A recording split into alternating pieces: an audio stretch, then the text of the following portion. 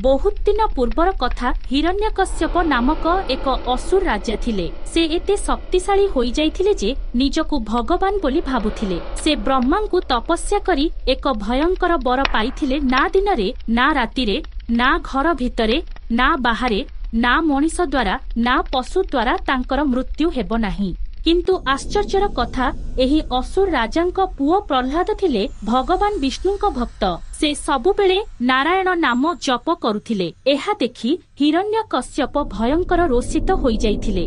हिरण्यकश्यप निज पुओ को अनेक जंत्रणा देले, पहाड़रू फिंगी देले, विष खुआइले, आगुन रे पोड़िबाकू चेष्टा कले। किंतु प्रह्लाद कहुथिले भगवान विष्णु सबुठी अछंती। गोटिए दिन हिरण्यकश्यप रागरे कहिले जदि तोर भगवान सबुठी अछंती तेबे एही खंभ भितरे मध्य अछंती कि? प्रह्लाद शांत भावे कहिले हम भगवान सबुठी अछंती। तुरंत सेई खंभ फाटिगला। भयंकर गर्जन सह भगवान नृसिंह अवतार नेले। ना मनीष ना पशु, सिंह ओ मनीषर मिश्र रूप। संध्या बेले द्वार पाखरे बसाई निज जघ उपरे हिरण्यकश्यपंकु धरी तांकर अहकारर अंत करिदेले।